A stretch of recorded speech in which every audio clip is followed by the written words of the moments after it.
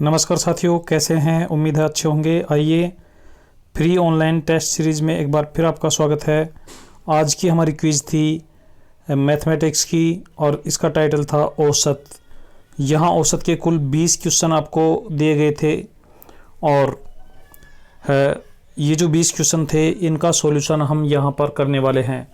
तो सबसे पहले साथियों, अभी तक यदि आप चैनल पर नए हैं या चैनल पर अभी तक आपने सब्सक्राइब नहीं किया है तो सब्सक्राइब कर लीजिए और बेल आइकन को प्रेस कर लीजिए ताकि आने वाले वीडियोस की नोटिफिकेशन आप तक पहुंच सकें।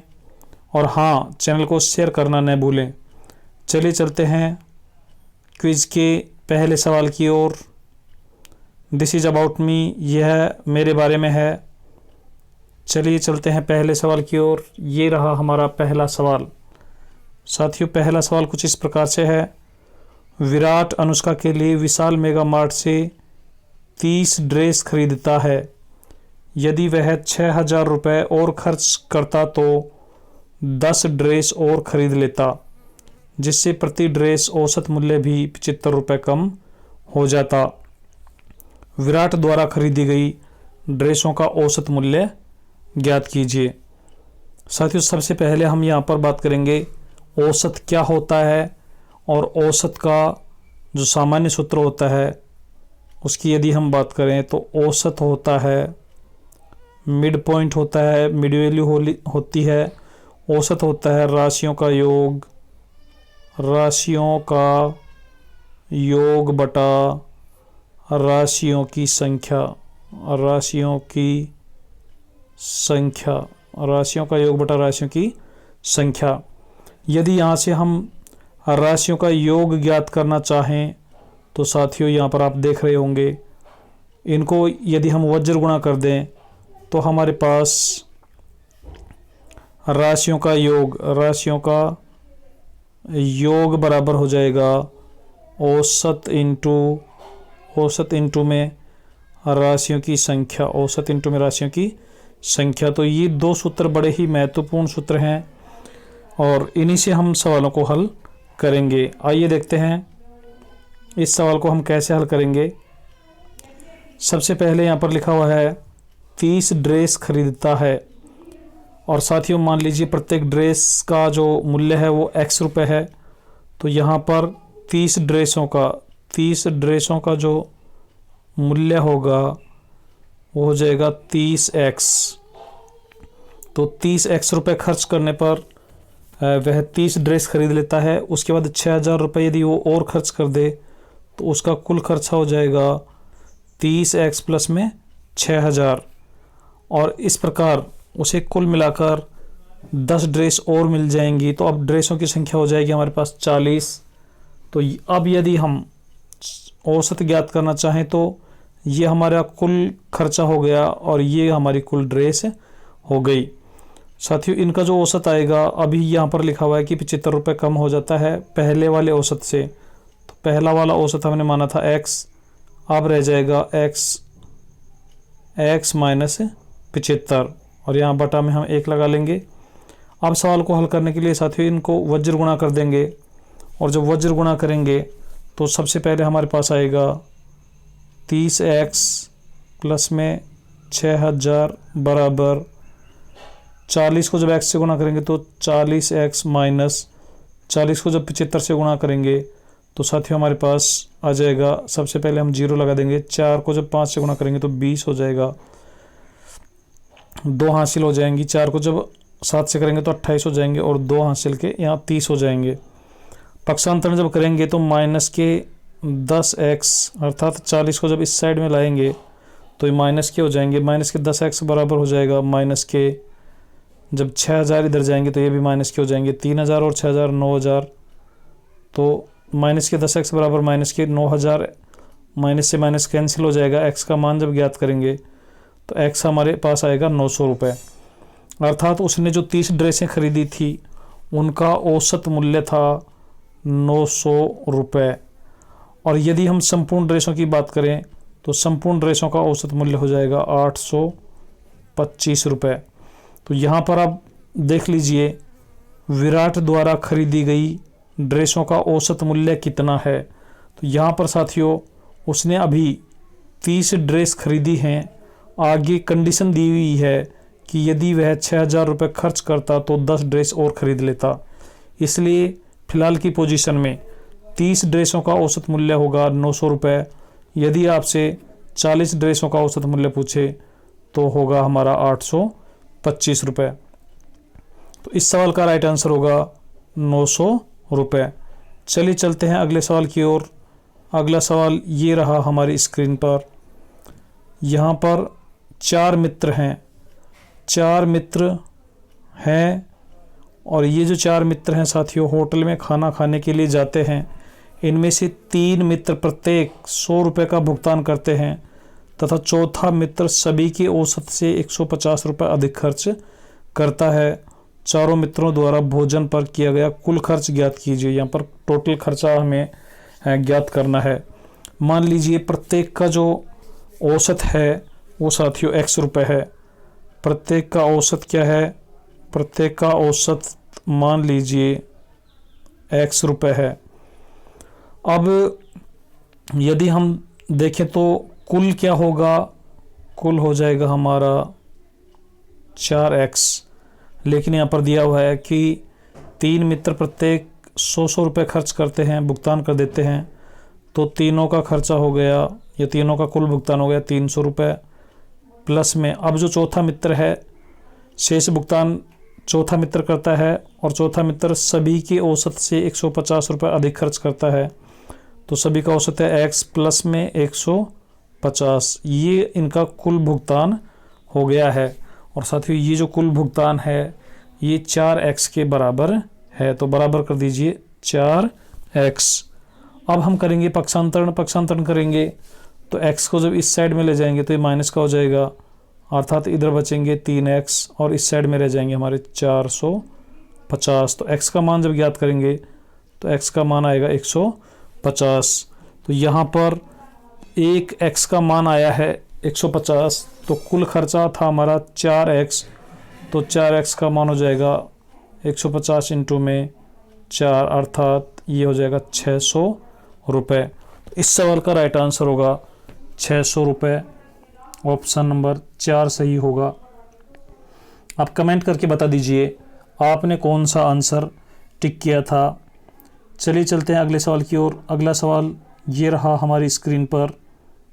एक खिलाड़ी अपनी 3 पारियों में क्रम से 56, 60, 64 रन बनाता है। वह चौथी पारी में कितने रन बनाए कि चारों पारियों का औसत 70 रन हो जाए?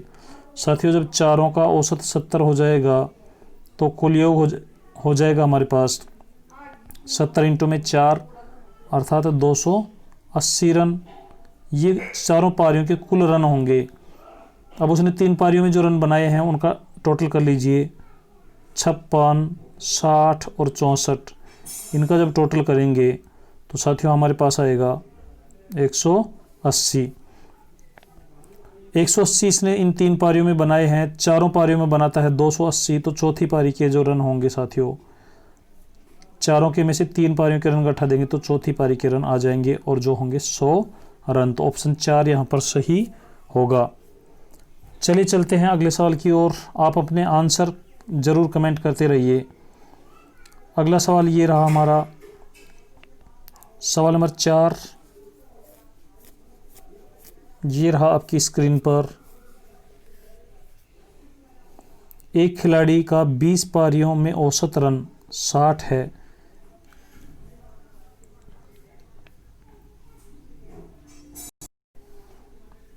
बीस पारियों में खिलाड़ी का औसत रन 60 है। अब यहाँ पर आप देख लीजिए कि 20 पारियों में औसत उसका 60 है। 21वीं पारी में वह कितने रन बनाए कि 21 पारियों का औसत 61 हो जाए? साथियों 20 पारियों का औसत यहाँ पर 60 दिया हुआ है। तो योग यदि हम देखेंगे तो 20 इंटू में 60, अर्थात योग हो जाएगा 1200। फिर 21 पारियों का यदि हम बात करें तो 21 औसत इनका है 61। तो ये 21 पारियों का हो जाएगा। यहाँ पर 21 को हम 61 से मल्टीप्लाई करेंगे तो हमारे पास आएगा, यहाँ पर 1 आ जाएगा। और साथियों हमारे पास 6 हासिल की हो जाएंगे। 61 को 2 से इंटू करेंगे तो 122 हो जाएगा और 6 हमारे हासिल होंगी 128, अर्थात 21 पारियों का जो योग होगा वो होगा 1281।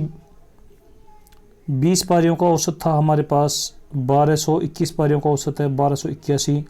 तो साथियों ये जो 81 रन एक्स्ट्रा बने हैं ये बने हैं 21वीं पारी में।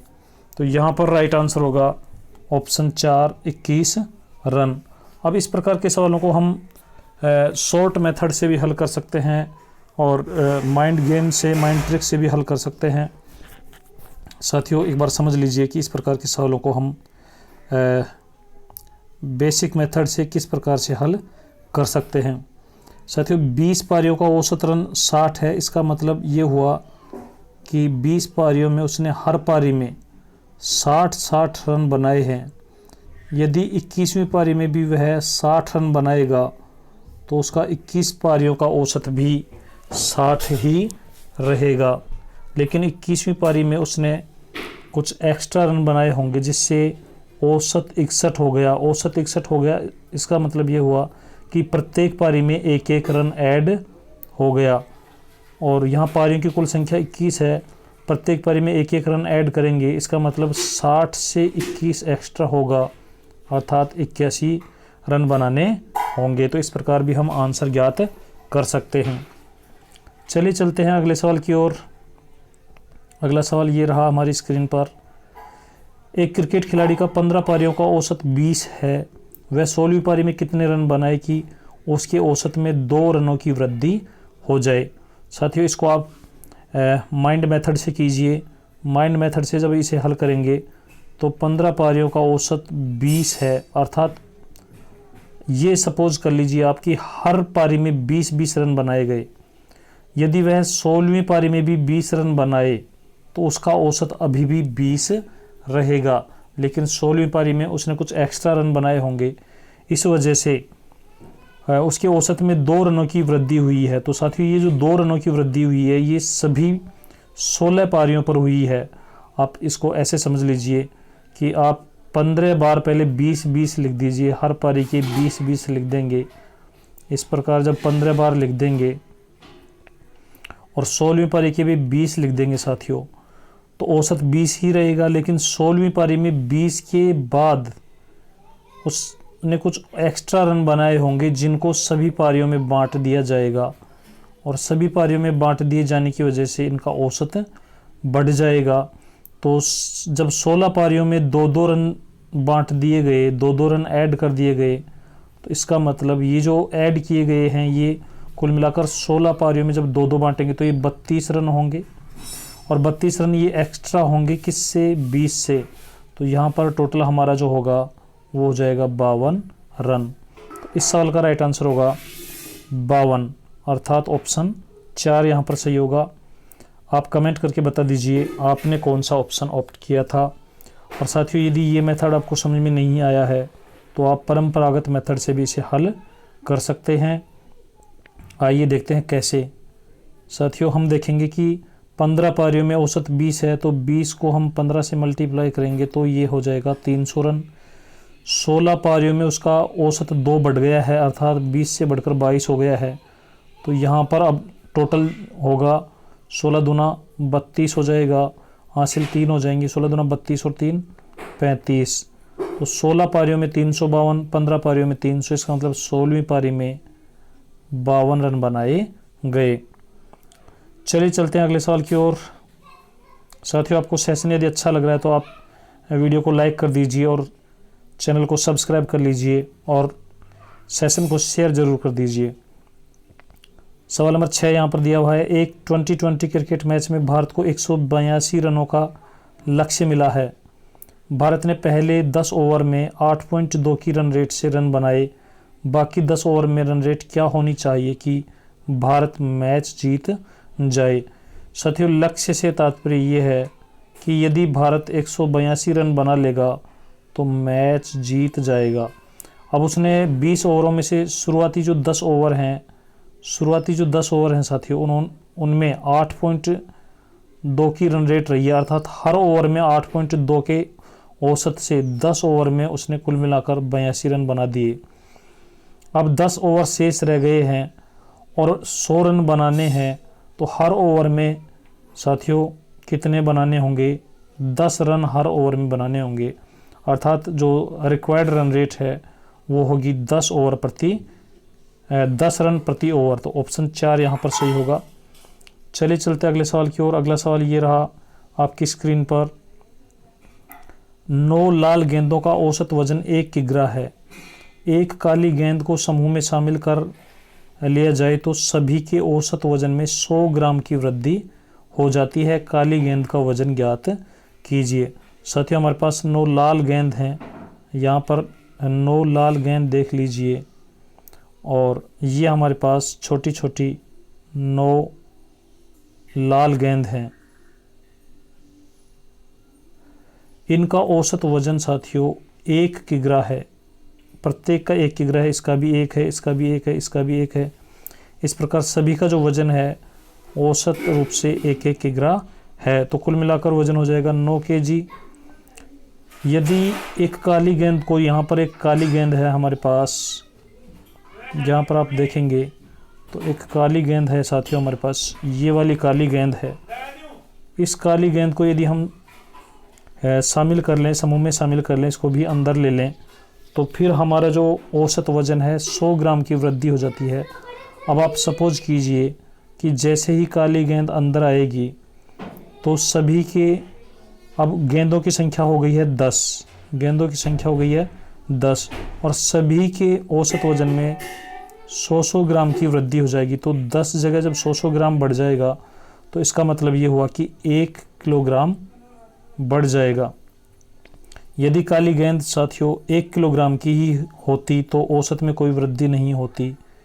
इसका मतलब काली गेंद 1 किलोग्राम प्लस में 1 किलोग्राम अर्थात 2 kg की है। तो यहाँ पर काली गेंद का जो वजन होगा वो होगा 2 किलोग्राम। चलिए चलते हैं अगले सवाल की ओर। अगले सवाल ये रहा हमारे पास। 10 व्यक्तियों का औसत भार 60 किग्रा है।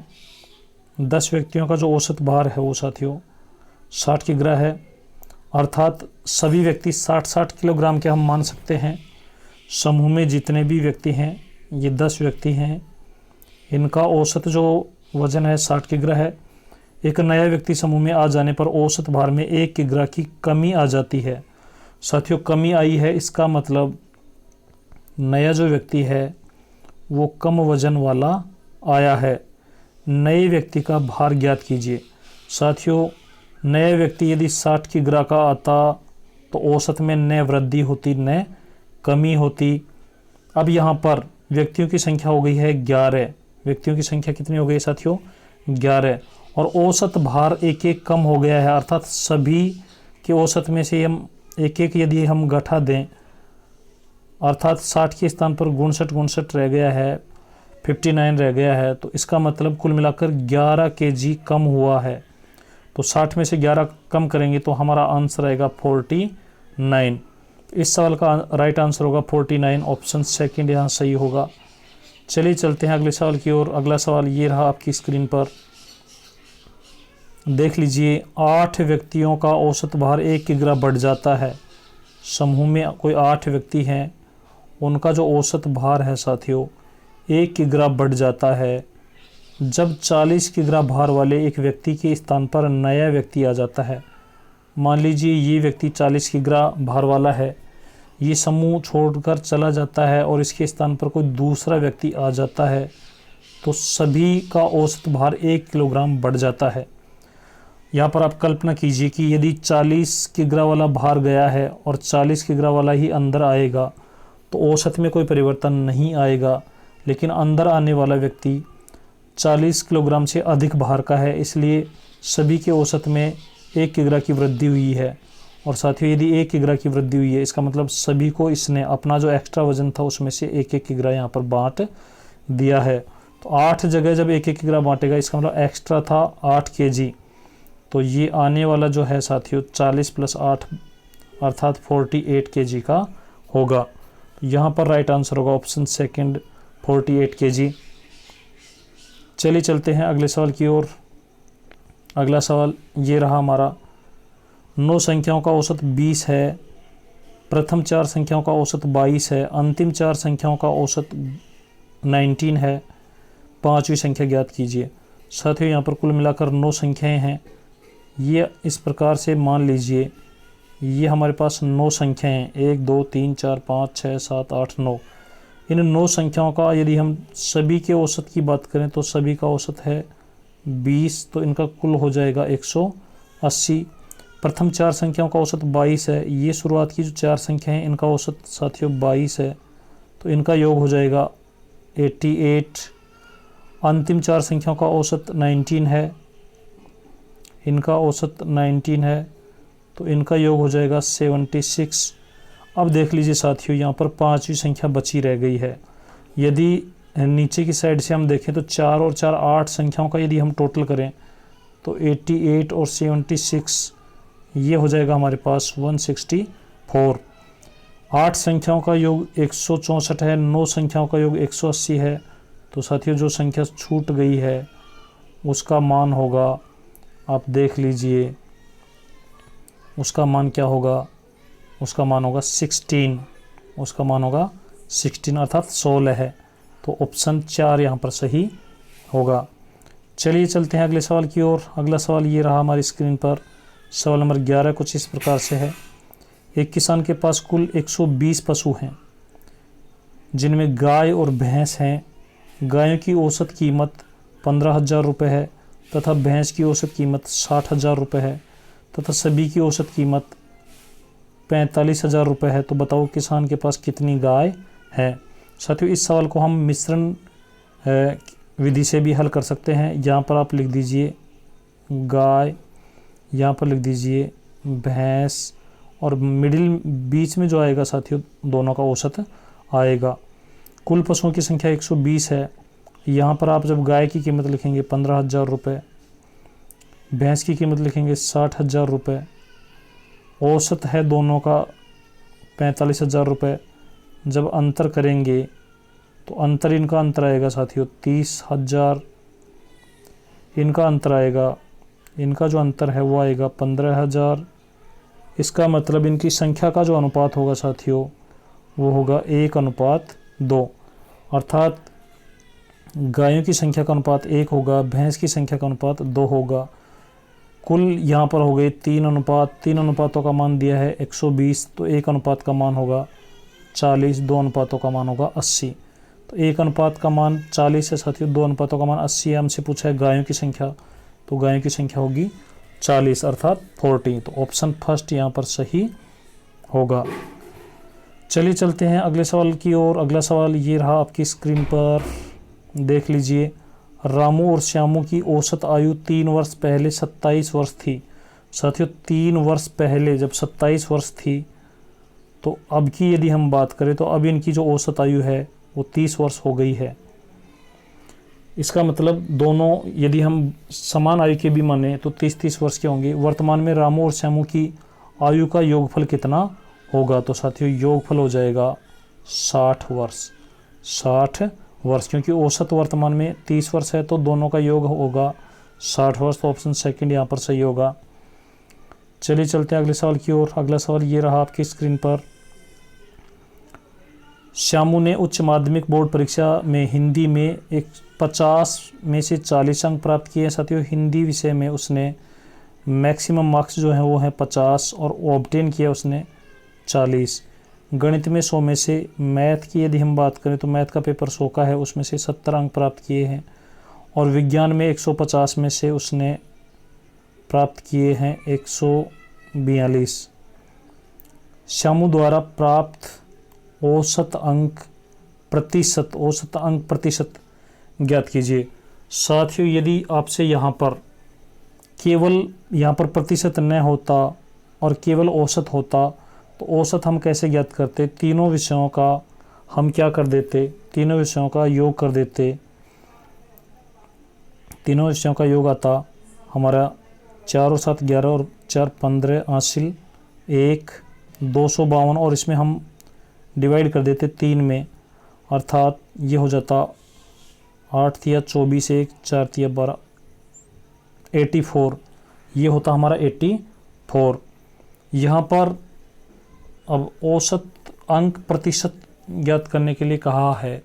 तो साथियों ये हम देखते हैं कि यहाँ पर हमारा जो मैक्सिमम मार्क्स है वो कितना बनता है। मैक्सिमम मार्क्स यहाँ पर बन रहे हैं हमारे 300 अंक। तो साथियों 300 अंकों में से श्यामू ने प्राप्त किए हैं कुल मिलाकर 252 अंक। 252 अंक। तो 252 बटा 300 इंटू में 100% बनाने के लिए तो यहाँ पर हमारा अंक प्रतिशत, औसत अंक प्रतिशत भी 84 ही आ रहा है। लेकिन ज़रूरी नहीं है ये हमेशा समान ही आए, ये अलग अलग भी हो सकता है। चलिए चलते हैं अगले सवाल की ओर। साथियों आपको सेशन कैसा लग रहा है आप कमेंट करके ज़रूर बताइए, और अपने जो आंसर हैं वो आप कमेंट करते रहिए। अगला सवाल ये रहा आपकी स्क्रीन पर। रामू ने 13 वस्तुएं 70 रुपये प्रति वस्तु के भाव से, 15 वस्तुएं 60 रुपये प्रति वस्तु के भाव से और 12 वस्तुएं 65 रुपये प्रति वस्तु के भाव से खरीदी हैं। रामू द्वारा खरीदी गई वस्तुओं का औसत मूल्य ज्ञात कीजिए। साथियों सबसे पहले यदि हम फर्स्ट प्रकार की वस्तुओं की बात करें तो 13 रुपये प्रति वस्तु के 13 वस्तुएं 70 रुपये प्रति वस्तु के हिसाब से खरीदी गई हैं। तो यहाँ पर कुल हो जाएगा 910 रुपये। 910 रुपये 13 वस्तुएं खरीदी गई हैं। सेकंड प्रकार की जो वस्तुएं हैं उनकी संख्या 15 है और उनकी औसत कीमत है 60। तो कुल हो गया ये 900 रुपये। थर्ड प्रकार की जो वस्तुएं हैं वो हैं 12 और उनकी जो औसत मूल्य है 65 रुपये। तो यहाँ पर टोटल हो जाएगा 12 पंजो 60 हासिल 6 12 की 72 और 6 78 780। यदि हम कुल खर्चे की बात करें तो कुल खर्चा हो गया हमारा 9 और 9 18 और 7 25 2590 रुपये। और साथ ही वस्तुओं की संख्या हो गई है हमारे पास, वस्तुओं की जो संख्या है 3 और 5 8 और 2 10 हासिल 1 40 वस्तुएं हमारी हो गई हैं 40। तो औसत वस्तु यदि हम मूल्य ज्ञात करें तो 2590 डिवाइड बाई 40। यहाँ पर जब आप देखेंगे 4 से डिवाइड करेंगे तो 6 चौका 24, 1 बचेगा, फिर 4 चौक 16 हो जाएंगे, 3 बचेंगे, पॉइंट लगा देंगे 30 हो जाएंगे, 7 चौक 28, 2 बचेंगे 20 हो जाएंगे और 4 पंजो 20 अर्थात 64.75 रुपये। 64.75 रुपये। ऑप्शन थर्ड यहाँ पर सही होगा। चलिए चलते हैं अगले सवाल की ओर। अगला सवाल ये रहा आपकी स्क्रीन पर। साथियों यदि आपको किसी सवाल को समझने में परेशानी हो रही है तो आप हमारे व्हाट्सएप नंबर 9414631614 इन पर मैसेज कर दीजिए। जिस सवाल को समझने में आपको समस्या है उस सवाल का नंबर आप मैसेज कर दीजिए तो आपको उचित समाधान मिल जाएगा। चलिए सवाल नंबर 15 को समझते हैं। सवाल नंबर 15 कुछ इस प्रकार से है। 5 संख्याओं का औसत x है, अर्थात प्रत्येक संख्या का औसत, यदि प्रत्येक संख्या को हम x मान ले तो पांचों संख्याओं का औसत x हो गया है। यदि प्रत्येक संख्या को 3 से गुणा कर दिया जाए तो नया औसत क्या होगा। साथियों जब प्रत्येक संख्या को 3 से इंटू कर देंगे तो नया औसत भी 3 से इंटू हो जाएगा, अर्थात नया औसत जो होगा वो हो जाएगा 3x। तो ऑप्शन सेकंड यहाँ पर सही होगा। अब आप इस प्रकार का जो सवाल है उसे आप कोई भी संख्याएं लेकर भी हल कर सकते हैं। जैसे हम 5 संख्याएं मान लीजिए 1 2 3 4 और 5 ये संख्याएं थी। इनका औसत यदि हम देखें तो इनका औसत आएगा हमारे पास 3। अब यदि प्रत्येक संख्या को 3 से इंटू कर दें तो पहली संख्या हमारी बनेगी 3, दूसरी संख्या 6, तीसरी संख्या बनेगी 9, यहाँ पर 12 और यहाँ पर 15। साथियों इनका जब औसत ज्ञात करेंगे तो आएगा 9। तो यहाँ पर देख लीजिए पहले का औसत x आया था तो ये इसका 3 गुना हो रहा है, अर्थात नया औसत होगा 3x। अर्थात प्रत्येक संख्या के साथ जिस प्रकार की संक्रिया की जाती है साथियों औसत के साथ भी उसी प्रकार की संक्रिया हो जाती है। यदि हमसे कहा जाता है कि प्रत्येक संख्या में 2 जोड़ दिए जाएं तो नया औसत क्या होगा साथियों x प्लस में 2। चलिए चलते हैं अगले सवाल की ओर। अगला सवाल ये रहा आपकी स्क्रीन पर। सवाल नंबर 16 देख लीजिए। 5 संख्याओं का औसत 20 है, अर्थात प्रत्येक संख्या 20-20 है। यदि प्रत्येक का वर्ग कर दिया जाए तो नया औसत क्या होगा? तो साथियों अभी हमने बात की थी कि प्रत्येक संख्या के साथ जिस प्रकार का एक्सपेरिमेंट किया जाता है, औसत के साथ भी वैसा ही एक्सपेरिमेंट करना है। तो यहाँ पर प्रत्येक संख्या का वर्ग किया जा रहा है, तो औसत के साथ भी इसका वर्ग कर देंगे, तो 20 का वर्ग करेंगे तो आंसर आएगा हमारा 400। तो इस सवाल का राइट आंसर होगा ऑप्शन थर्ड 400। चलिए चलते हैं सवाल नंबर 17 की ओर। सवाल नंबर 17 ये रहा आपकी स्क्रीन पर। एक कक्षा के 30 छात्र विद्यार्थियों के भूगोल विषय में प्राप्तांकों को औसत 30 ज्ञात किया गया। साथियों छात्र हैं 30 या विद्यार्थी हैं 30 और औसत भी ज्ञात किया गया 30, अर्थात उनका टोटल हो गया 900। लेकिन एक छात्र के प्राप्तांक 40 के स्थान पर 70 लिखा गया। एक्चुअल में आए थे 40 लेकिन लिखे गए 70। साथियों जब हमने 70 लिखे हैं तब जाके योग बना है 900, जो कि गलत है। यदि हम एक्चुअल लिखेंगे 40 लिखेंगे तो आप देख लीजिए कितना कम हो जाएगा, 30 कम हो जाएगा, अर्थात हमारा जो टोटल होगा वो रह जाएगा 800 और 70। 870 सही औसत ज्ञात कीजिए। तो 870 में आप भाग दे दीजिए 30 का, 1 0 से 1 0 कट जाएगा, 3 एकम 3, 3 दूनी 6, 2 बच जाएंगे, 9 तिया 27। तो सही औसत आएगा 29। चलिए चलते हैं अगले सवाल की ओर। अगला सवाल ये रहा आपकी स्क्रीन पर। सवाल नंबर 18। अन्नू और सन्नू का औसत भार 40 किग्रा है। ये अन्नू है साथियों, ये सन्नू है, इनका औसत भार है 40 किग्रा। तो इनका यदि कुल भार देखें तो हो जाएगा 80 किग्रा। सन्नू और कन्नू का औसत भार, सन्नू प्लस में कन्नू का औसत भार है 35 किग्रा। यदि इनका कुल भार देखें तो ये हो जाएगा 70 किग्रा। कन्नू और अन्नू का औसत भार है 45 किग्रा, तो औसत इनका योग हो जाएगा 90 kg। तो अन्नू सन्नू और कन्नू का औसत भार ज्ञात कीजिए।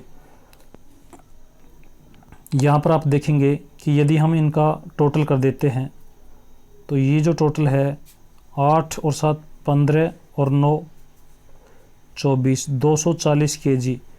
ये जो 240 kg आया साथियों, ये आया है।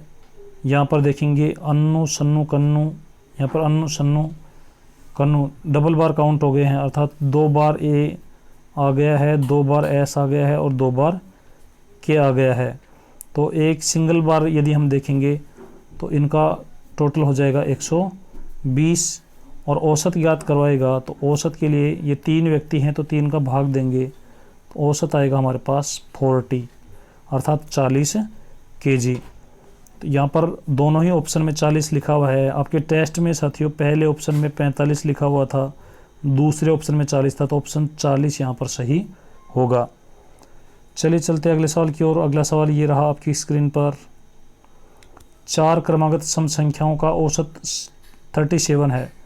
इनमें सबसे बड़ी संख्या ज्ञात कीजिए। साथियों सबसे पहले आपको सम संख्याओं का पता होना चाहिए, सम संख्याएं क्या होती हैं, फिर क्रमागत सम संख्याएं क्या होती हैं। तो सम संख्याएं जिनका इकाई अंक 0, 2, 4, 6 या 8 होता है, ऐसी संख्याएं सम संख्याएं होती हैं।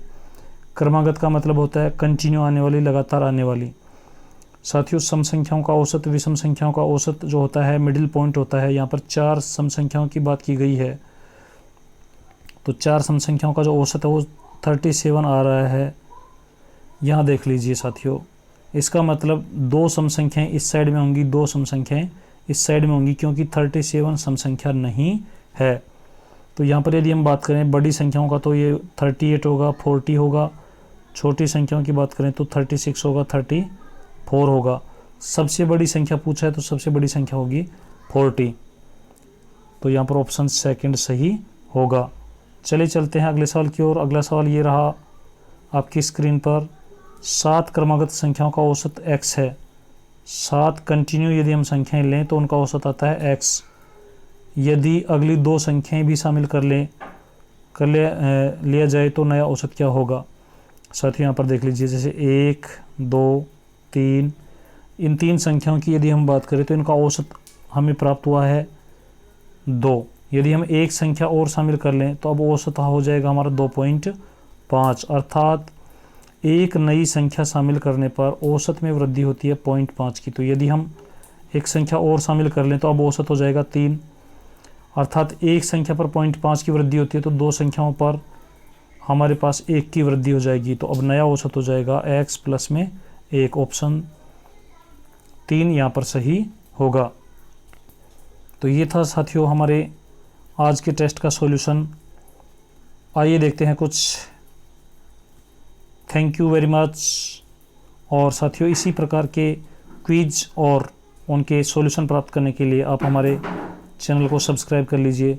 हमारे चैनल का नाम है study online with RK sir. और साथियों इस प्रकार की जो क्विज हैं, क्विज का लिंक प्राप्त करने के लिए आप हमारा टेलीग्राम ग्रुप ज्वाइन कर लीजिए। टेलीग्राम और व्हाट्सएप ग्रुप के जो लिंक हैं वो आपको क्विज में भी दिए गए हैं, तो आप वहाँ पर जाकर लिंक पर क्लिक करके ज्वाइन कर सकते हैं, या फिर टेलीग्राम में सर्च कर लीजिए study online with RK sir नाम से हमारा टेलीग्राम चैनल भी बना हुआ है, तो आप चाहें तो इसे भी ज्वाइन कर सकते हैं। चलिए साथियों आज के लिए इतना ही। इसी प्रकार आप क्विज करते रहिए और अपनी तैयारी को जांचते रहिए। मिलते हैं एक नई क्विज के साथ, तब तक के लिए आप पढ़ते रहिए, मस्त रहिए। जय हिंद, जय भारत।